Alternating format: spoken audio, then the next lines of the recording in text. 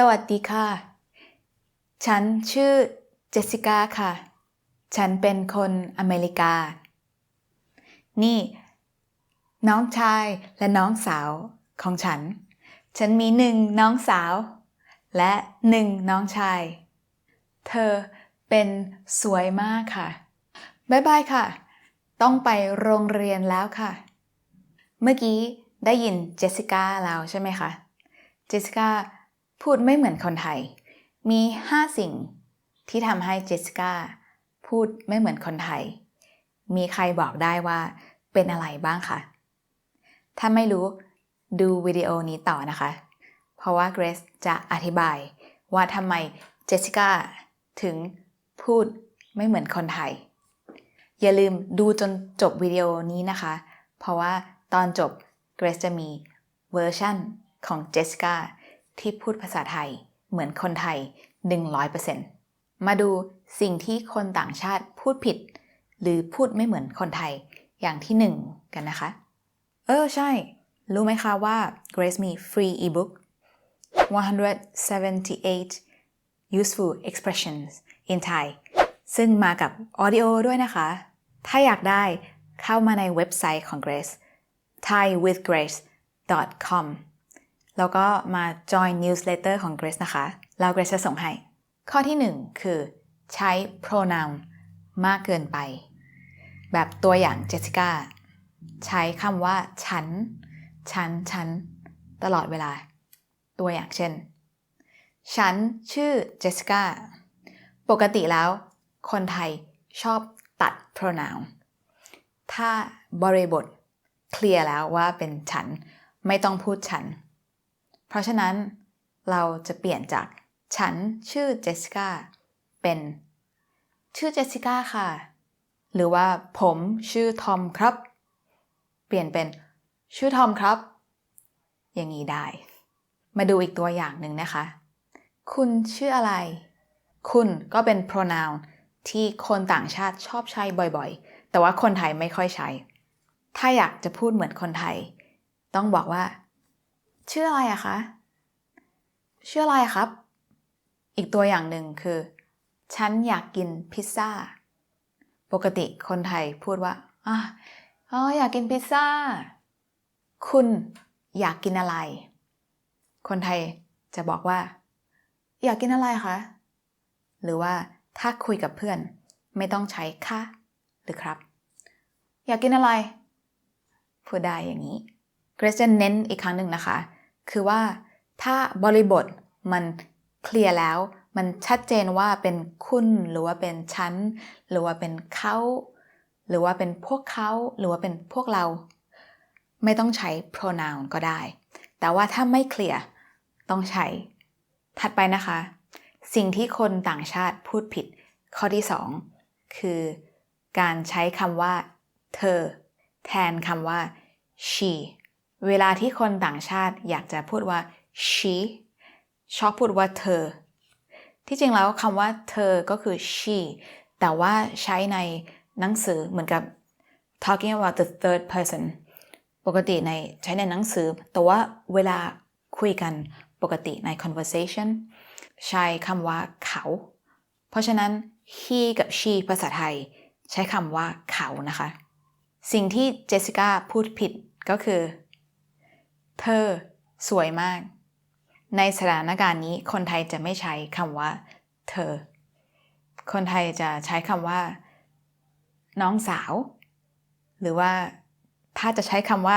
she จริงๆต้องใช้คำว่าเขาตัวอย่างเช่น she will come tomorrow เขาจะมาพรุ่งนี้ what time is he coming เขาจะมากี่โมงก็จะให้ทริคนิดนึงนะคะในการใช้ pronoun ปกติคนไทยชอบใช้ชื่อหรือตำแหน่งสมมุติว่าถ้ารู้ชื่อก็ใช้ชื่อได้อย่างเช่นมีเพื่อนชื่อเจจ๋ายก็สามารถใช้เจจ๋ายไม่มาพรุ่งนี้เจจ๋าย is not coming tomorrow แทนที่จะพูดคำว่าเขาไม่มาพรุ่งนี้หรือว่าตำแหน่งก็คืออย่างเช่นแม่เป็นตำแหน่งหรือว่าหมอก็คือตำแหน่งหมอบอกว่า ต้องวิ่งทุกวัน The doctor told me to run every day or he told me to run every day ตินตันค่ะตินตันเป็นหล่อเขาเป็นเตี้ยแล้วก็หูเป็นบางตินตันเป็นรวยมากที่เกรซพูดมาทั้งหมดผิดนะคะสิ่งที่คนต่างชาติพูดผิดบ่อยๆข้อถัดไปก็คือใช้คำว่าเป็นก่อนหน้า adjective คำว่า adjective คือคำที่ไปขยาย noun ตัวอย่างเช่นรวยสวยหล่อเตี้ยบางใหญ่เล็กคำพวกนี้ทั้งหมดเป็น adjective แล้วก็ห้ามใช้คำว่าเป็นที่ถูกต้องคือนี่ตินตันค่ะ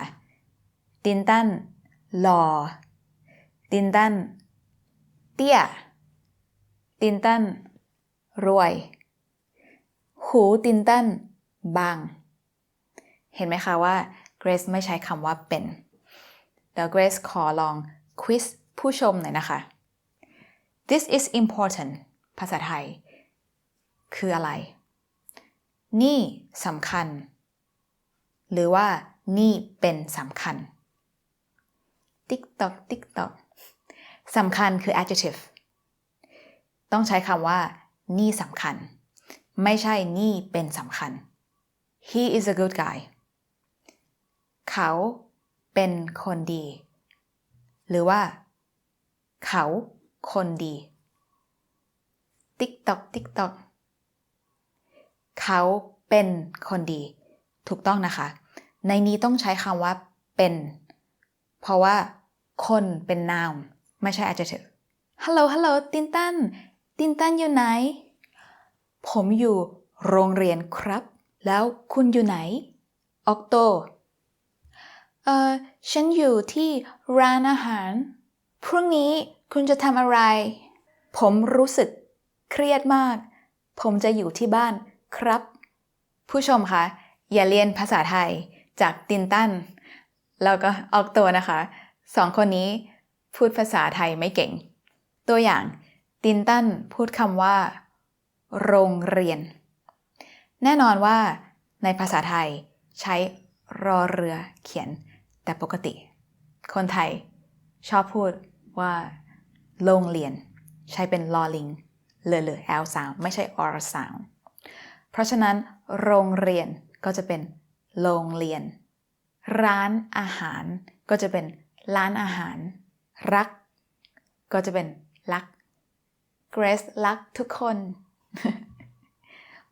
ผมรักคุณส่วนออกโตพูดภาษาไทยสำเนียงอเมริกันซึ่งชอบใช้คำว่าแบบตัวอย่างร้านอาหารโรงเรียนรักฉันรักเธอแบบนี้นี่ไม่ใช่สำเนียงไทยที่ดีนะคะต้องเป็น L ร้านอาหารโรงเรียนรักเธอนอกจากนั้นยังมี R กับ L sound ที่คนไทยชอบตัดออกไปเลยแบบตัวอย่างเช่นคำว่าครับหรือว่าครับคนไทยชอบพูดครับสวัสดีครับไม่ใช่สวัสดีครับหรือว่าสวัสดีครับไม่ใช่สวัสดีครับอย่างเช่นคำว่าพรุ่งนี้คนไทยชอบพูดพรุ่งนี้คำว่าเครียด stress เครียดคนไทยชอบพูดว่าเครียดหรือว่าคำว่าน่ากลัวโอ้น่ากลัว scary น่ากลัวแต่ว่าขอบอกก่อนนะคะว่าการที่ออกเสียง r ไม่ผิดนะอย่างเช่นรีบพูดว่ารีบก็ได้เพราะว่าพูดว่าเพราะว่าก็ได้ไม่ต้องเปลี่ยนเป็นรีบหรือเพราะว่าแต่ว่าแค่อยากจะบอกว่าคนไทยชอบพูดแบบนั้นเพราะฉะนั้นต้องฝึกฟังดีๆเจสสิก้ามี1น้องสาวแล้วก็1น้องชายน้องสาวเจสสิก้ามี1รถน้องชายมี1บ้านอย่าเรียนภาษาไทยจากเจสสิก้านะคะเพราะว่าเจสสิก้าพูดผิดเจสสิก้า ไม่ใช้ classifier ในภาษาไทย classifier สำหรับคนคือคน อย่างเช่น เจสสิก้ามีน้องสาว1 คน ไม่ใช่1น้องสาวนะ1 คน มีน้องชาย1 คน แล้วก็ classifier ของรถคือคัน classifier ของบ้านคือหลัง เพราะฉะนั้น one car คือรถ1 คัน ไม่ใช่1 รถ one house คือบ้าน1 หลัง ไม่ใช่1 บ้าน Grace มีวิดีโอเกี่ยวกับ classifier ที่ Grace ทำไว้นะคะ เดี๋ยว Grace จะเขียนลิงก์ไว้ใน description ลองเข้าไปดูนะคะ ถ้ามีใครสนใจอยากจะดูตัวอย่างเพิ่มเติมเกี่ยวกับการเปลี่ยน R เป็น L แล้วก็เกี่ยวกับ classifier เข้ามาใน Patreon ของ Grace นะคะ ใน Patreon Grace จะมีวิดีโอที่ Grace จะอธิบายแล้วก็จะควิซคนดูตัวอย่างเช่น How do you say 3 birds in a cage or the bluebird is the cutest อะไรแบบนี้ค่ะใน Patreon นะคะลองเข้ามานะคะ Grace จะเขียนลิงก์ไว้ใน description ขอบคุณมากนะคะทุกคนที่ดูวิดีโอนี้เราเจอกันใหม่ในวิดีโอหน้านะคะบ๊ายบายสวัสดีค่ะชื่อเจสสิก้านะคะเจสสิก้าเป็นคนอเมริกันเจสสิก้ามีน้องสาว1 คนแล้วก็น้องชาย1 คนน้องสาวสวยไหมคะน้องสาวเจสสิก้าสวยมากค่ะบ๊ายบายค่ะต้องไปโรงเรียนแล้ว